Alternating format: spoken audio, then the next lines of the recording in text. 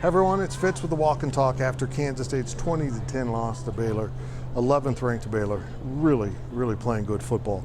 I knew coming into this game it wasn't a great matchup for K-State. It didn't feel like the type of game K-State was quite ready to win. What I mean by that is, as the season's unveiled itself, really this K-State team's about what I thought they'd be. Middle of the pack in this conference. Looks like they're probably going to finish 5th. You'd beat Texas next week. But not good enough quite to really compete on a consistent basis with the top of the conference. And Baylor's right there towards the top. Now I think right now they're the second best team in this league and with how they're playing. But they need to win next week, and they need Oklahoma State to beat Oklahoma so that they're in a tie with Oklahoma with the tiebreaker. I'd love it if the championship game was Oklahoma State Baylor. I think it'd say a lot about the future of the conference. This game, K-State just couldn't make mistakes. And it might have been an overreaction, but I stick with it. I texted all my guys on the muffed punt at the start of the game. That was it. Once they scored the touchdown, you can't give a team of Baylor's quality 7 free points when you know points are going to be hard for you to score. Throw in a missed field goal, and special teams U was kind of special teams U tonight. That really were costly mistakes for this team. They're not in a position where they can make those kind of mistakes and beat good teams. And anytime you make those kind of mistakes, you're going to really struggle against good teams. Skylar wasn't particularly sharp, but Skylar had no time to operate in this game. And it was a mess. The offensive line couldn't contain the Baylor front. The back end did a nice job with just staying in zone and kind of shutting down the short routes or letting K-State have the short routes and come up to make a tackle. You know, as the game progressed, I'm watching this and I'm thinking, I don't know how you're going to score 10 points, but putting Skylar in the pocket that doesn't hold up over and over is a good way not to win. Now, I'm usually not the guy that comes on here and criticizes play calling, and there's enough of that out there. But that was, Deuce Vaughn carried the ball 11 times. One of them went 65 yards for a touchdown. He averaged 11 yards a carry because of that. And yet, I don't know how many carries he had in the second half. I haven't seen the full stats book as I walk out. You got to get him the ball more than that. They just got away from their run too much. They weren't balanced towards the end of the game. They really weren't able to do much of anything as the game kind of pushed on.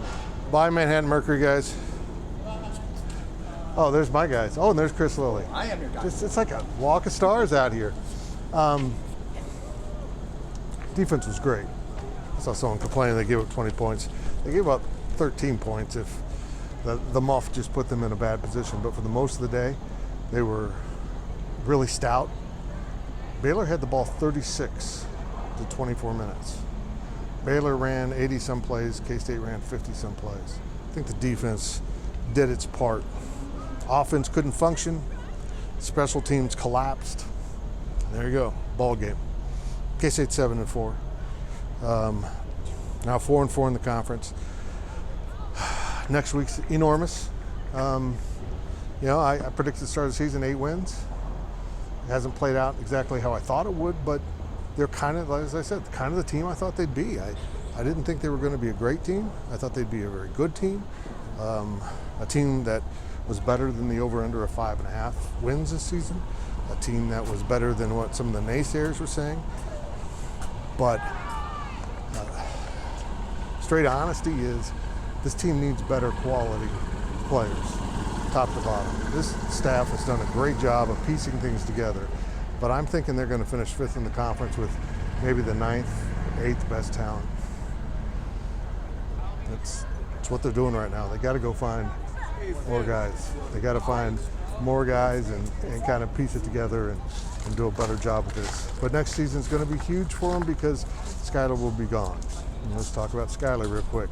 Skylar is unknown. As I post on the board, that they don't know what his status will be for next Saturday, so they put in Lewis, the third stringer, to try to preserve Will Howard's red shirt, because if Skylar can go, and if you'd played Will, that would have just been a horrible decision. And I'm never one to say the game's over when the game's still going. The game was over. They weren't going to score 10 points on that defense without the Baylor offense making a big mistake. We'll see if Skylar's good to go. We'll see if he's not.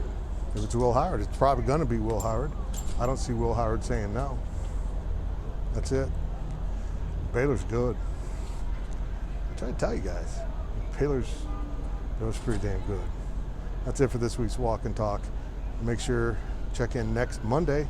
Our football press conference is on Monday next week because of the holiday, and K-State playing on Friday down in Austin. And then, of course, we will have some basketball. It won't be walk and talks because they'll be on the court, but I'll be doing stuff from down at T-Mobile Center for basketball Monday and Tuesday.